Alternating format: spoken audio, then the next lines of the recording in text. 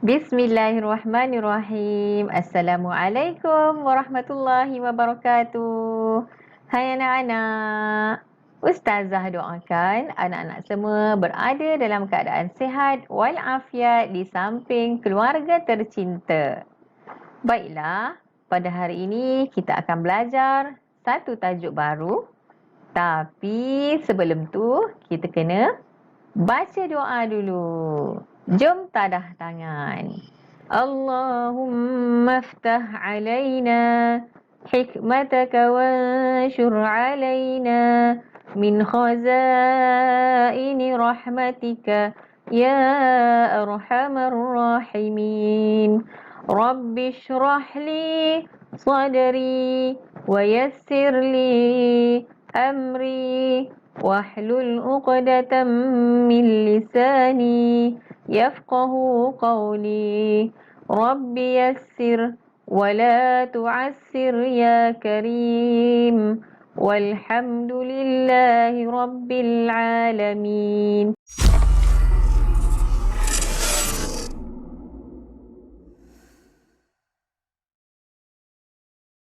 Tajuk apa yang akan kita belajar pada hari ini? Anak-anak boleh baca tak dekat skrin? Cuba eja. Piupu, sa, puasa. DID, biubu, lan, bulan. Era, DHAN, dan Ramadan. Puasa di bulan Ramadan. Anak-anak ingat lagi ke tak? Puasa di bulan Ramadan pada bulan lepas. Sekarang ni kita dah habis beraya. Jom kita teruskan. Sebelum kita memulakan pelajaran, kita kena mengetahui apakah standard pembelajaran ataupun objektif yang anak-anak akan pelajari hari ini. Yang pertama, anak-anak akan dapat menyatakan maksud puasa, kemudian dapat memerihalkan tentang bersahur dan berbuka.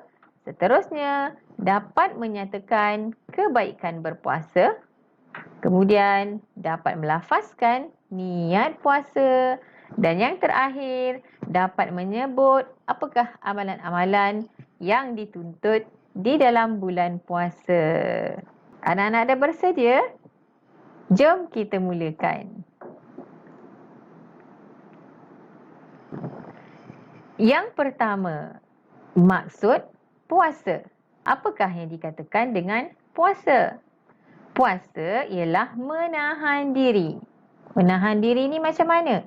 Menahan diri daripada makan dan minum. Maknanya kita tak boleh makan, tak boleh minum, sikit pun tak boleh. Kemudian yang kedua, kita kena tahan diri kita dari perkara yang boleh membatalkan puasa kita. Ada banyak sebenarnya perkara yang boleh membatalkan puasa. Antaranya ialah seperti keluar darah haid, ataupun pengsan, ataupun gila, ataupun murtad, muntah dengan sengaja. Itu semua adalah antara perkara-perkara yang boleh membatalkan puasa kita. Dari terbit fajar sehingga terbenam matahari. Dari terbit fajar sehingga terbenam matahari. Maksudnya daripada mula azan subuh. Maknanya masa dari azan subuh, orang dah start azan dekat surau ataupun dekat masjid tu, maknanya kita dah kena berhenti makan dari start azan subuh. Itu maksudnya. Sehingga terbenam matahari. Terbenam matahari ni biasanya waktu azan maghrib. Bila azan je maghrib, maknanya kita dah kena berbuka puasa. Okey, anak-anak boleh faham setakat ni? Okey, kalau boleh kita teruskan ke slide yang seterusnya.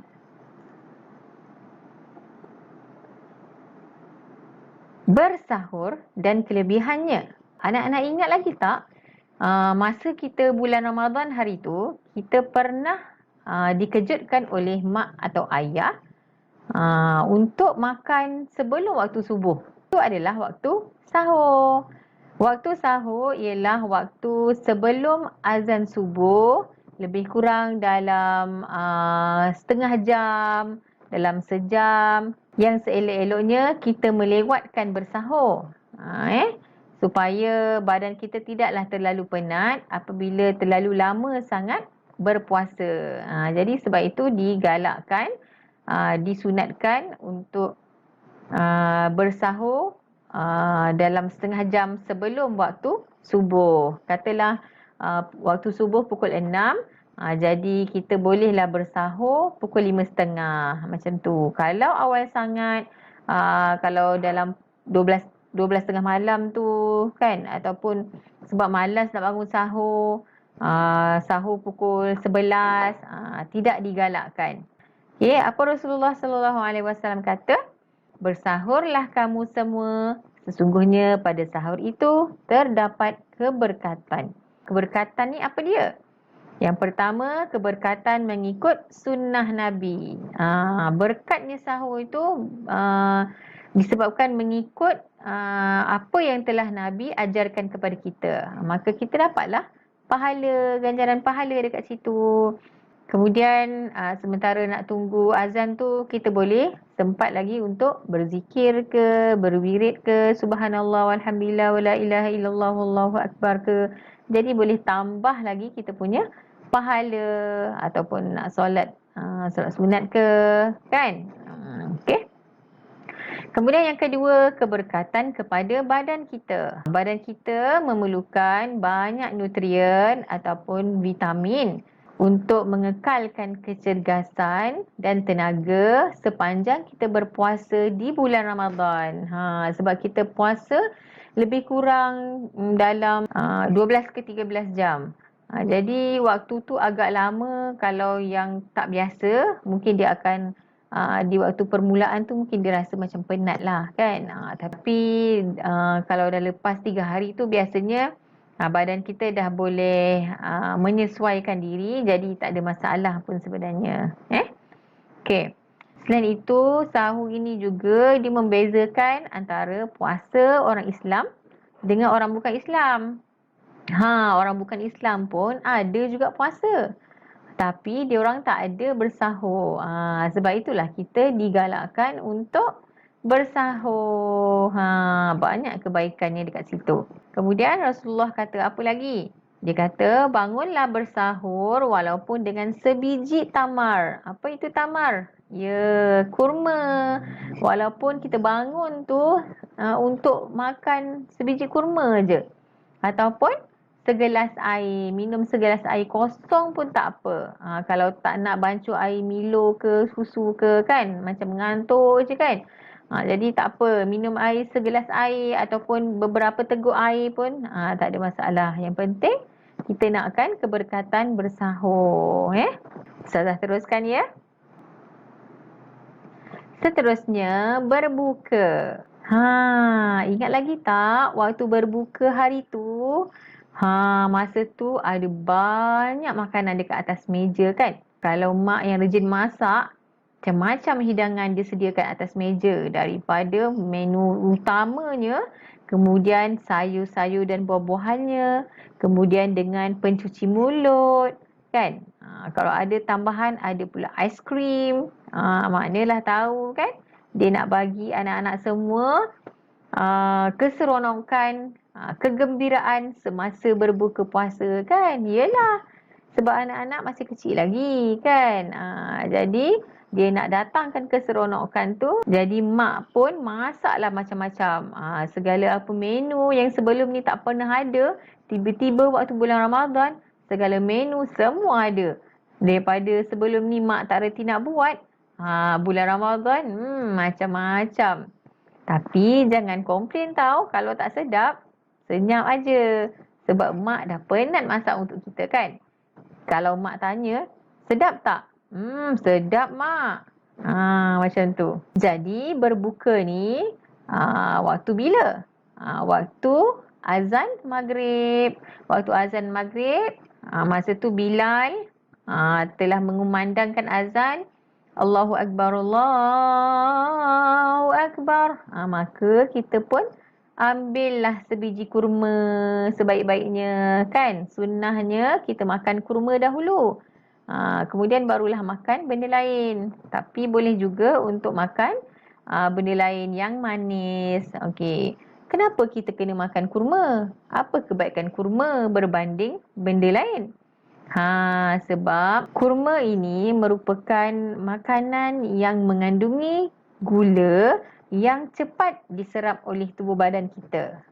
Disebabkan badan kita memerlukan gula untuk mendatangkan tenaga, kan. Jadi bila kita makan makanan yang lain, gula tersebut akan diproses agak lama berbanding dengan kurma. Rasulullah sallallahu alaihi wasallam bersabda, bagi orang berpuasa terdapat dua kegembiraan. Ada dua kegembiraan. Yang pertama, kegembiraan di dunia. Apa yang dikatakan dengan kegembiraan di dunia? Di dunia itu maksudnya sekarang lah. Bila kita berbuka, seronok tak? Gembira tak? Bila nak berbuka tu memang kita akan rasa macam, ya Allah, cepatlah berbuka, nak makan ni, nak makan itu, kan. Tak sabarnya, kan. Dia punya seronok tu, kan. Ya Allah, tak tahu nak cakap macam mana, kan. Jadi kegembiraan tu yang Allah datangkan semasa kita berada di dunia. Okey. Kemudian yang kedua, kegembiraan di akhirat. Kegembiraan di akhirat ni maksudnya semasa kita dah berjumpa dengan Allah nanti. Okey. Masa dekat sana nanti Allah akan ganjarkan sebanyak-banyak ganjaran. Disebabkan apa? Disebabkan, okey, kita tengok ya apa yang Allah kata. Setiap amalan anak Adam, iaitu kita lah. Anak Adam ni maksudnya Nabi Adam. Kita ni kan anak kepada Nabi Adam. Okay. Adalah baginya, maksudnya setiap amalan anak Adam dekat dunia ni adalah bagi dia. Amalan kebaikan, apa yang kita buat, mengaji, solat, bersedekah, tolong orang, setiap amalan tu adalah untuk diri kita. Allah bagi ganjarannya, kan. Kecuali puasa. Puasa ni sebab ia hanyalah untukku. Maksudnya kita berpuasa ni untuk Allah. Sebab kalau kita tak puasa, ada tak orang lain tahu? Kalau misal kata kita sorok-sorok, kan? Kita minum air sikit, ada ke orang lain tahu yang kita tak puasa? Tak ada, kan? Tapi kalau solat, orang nampak tak kita tak solat? Nampak, kan, bila orang perhatikan, tak solat dia ni, kan.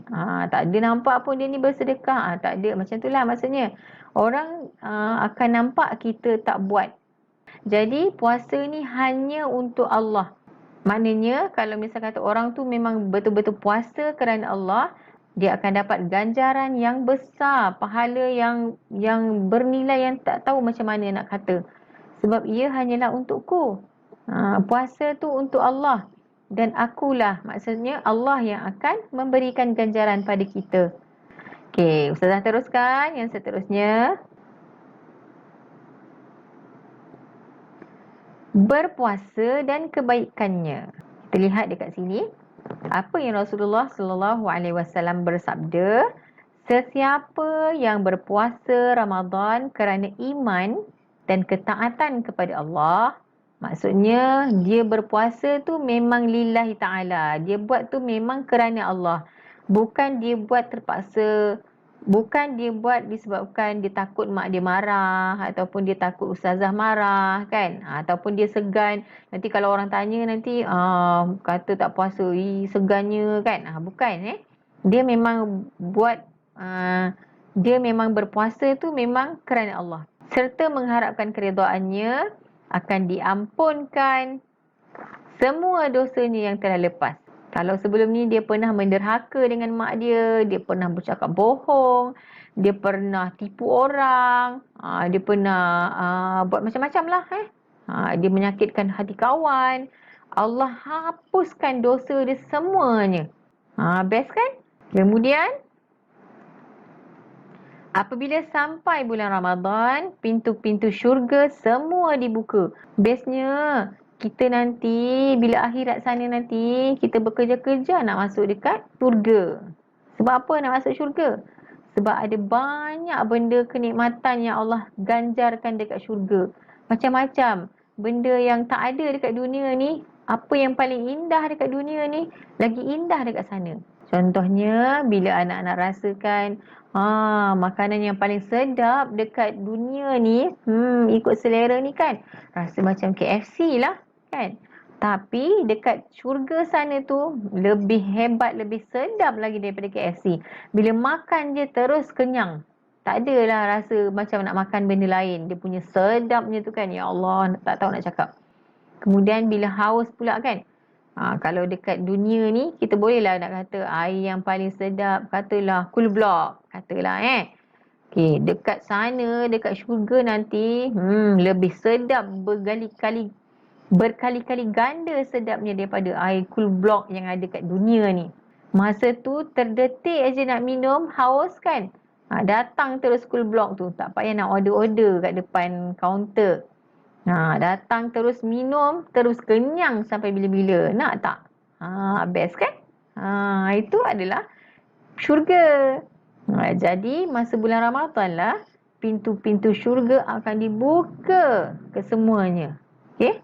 Kemudian pintu-pintu neraka pula akan ditutup.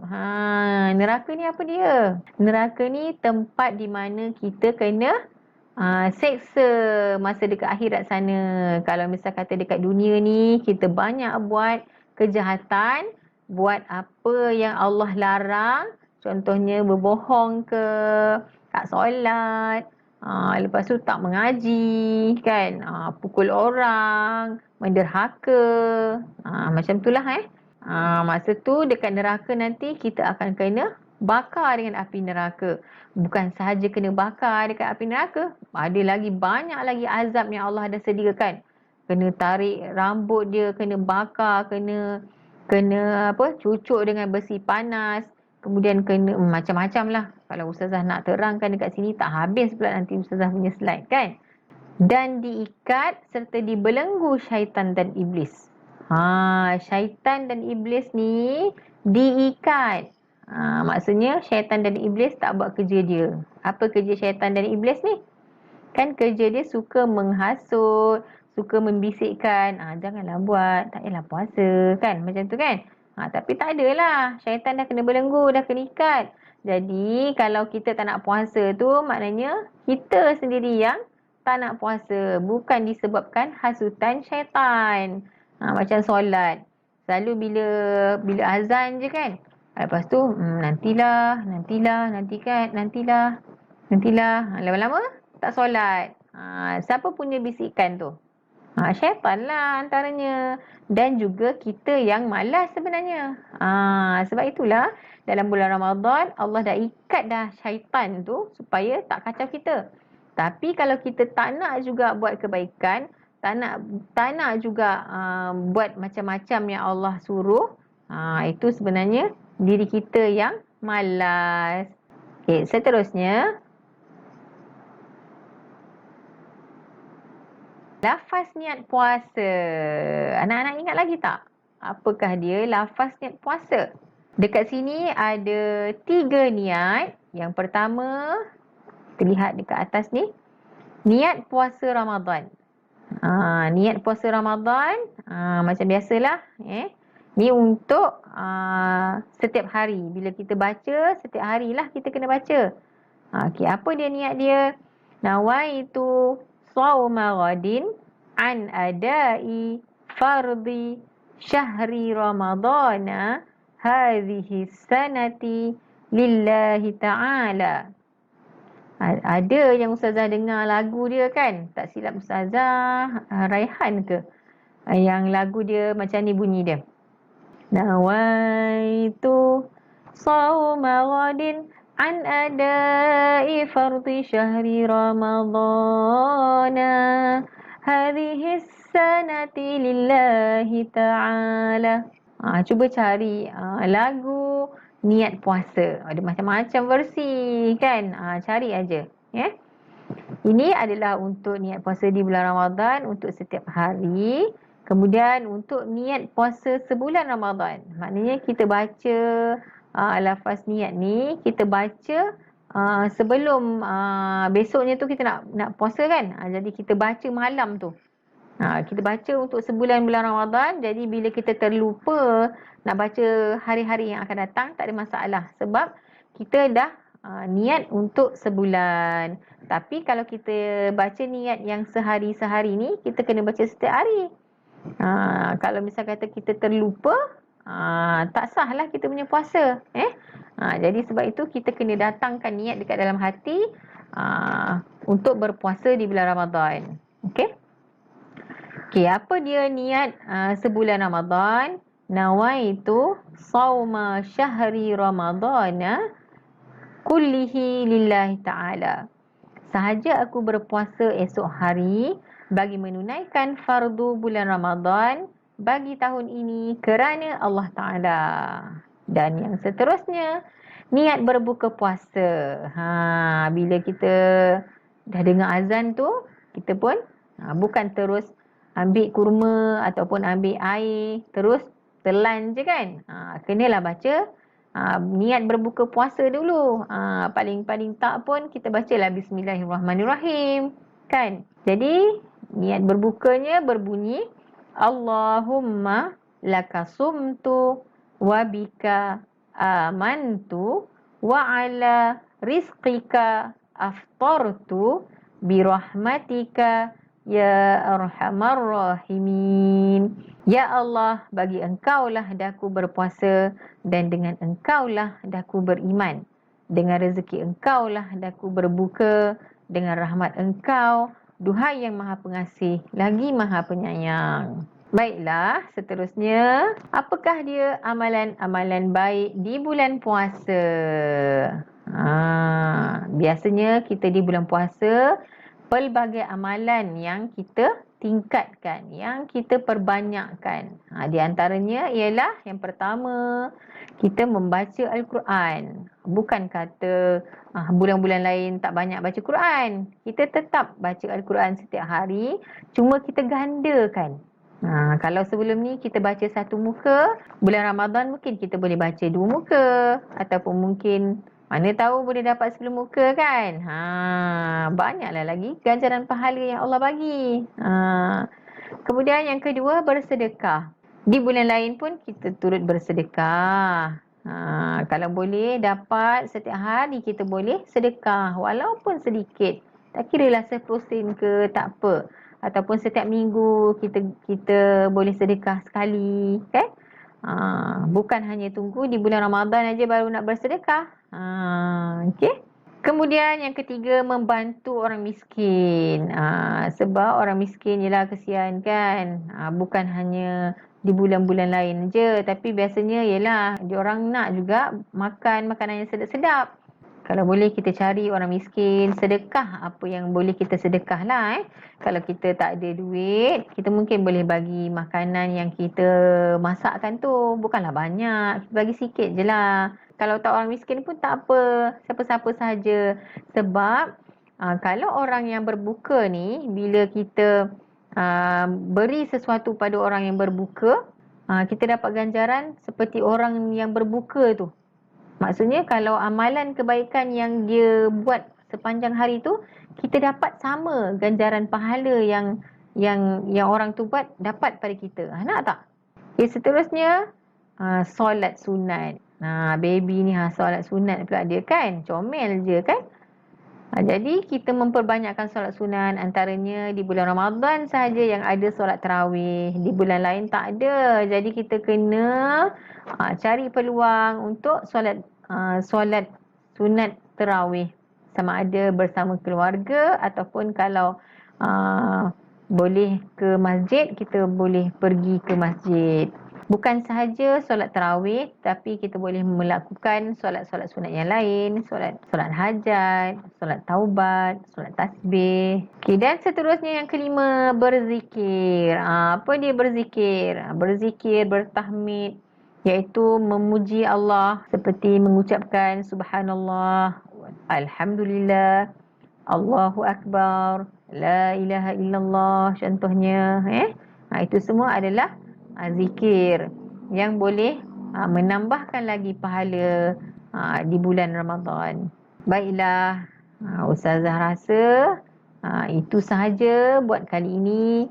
Semoga anak-anak semua di luar sana mendapat sedikit sebanyak manfaat mengenai bulan puasa di bulan Ramadan.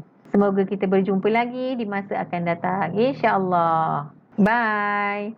Assalamualaikum.